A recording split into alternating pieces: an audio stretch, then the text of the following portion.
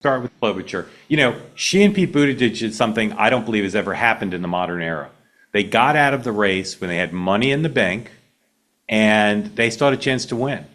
And I believe they got out in a story, I've said this before, never really been told, that Barack Obama said, if you guys don't get out, Bernie Sanders will be the nominee. You need to get out. So I don't know that she necessarily failed. She had some success. And Interesting. a lot of times people learn.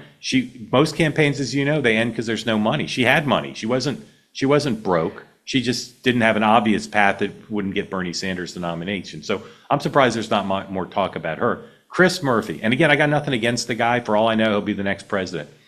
I don't get the focus on him. I get that he's willing to be on TV a lot. He should have his own MSNBC show, given how He's often he's on on. he's on Twitter and online quite a Yeah, bit too. Yeah. yeah. But what are the strengths of a Chris Murphy for president campaign, except that he seems interested in it?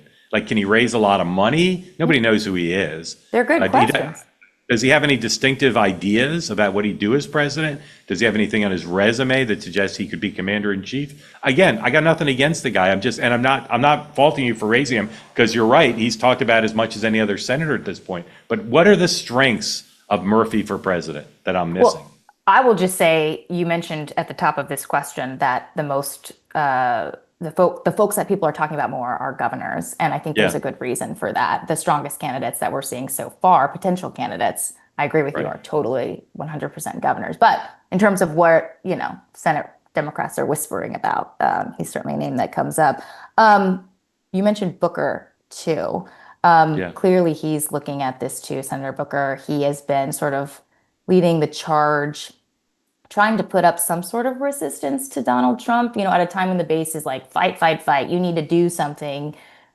Booker was, the one who took to the floor and talked for, I can't even remember how many hours it was. It was a really long time, some sort of like filibuster where he, Yeah. was out there talking about, standing up to Donald Trump. He's done a sit-in in front of the Capitol, maybe 24 hours. I can't remember how long that one was either, with Hakeem Jeffries, another sort of form of protest. And he did get praise from that.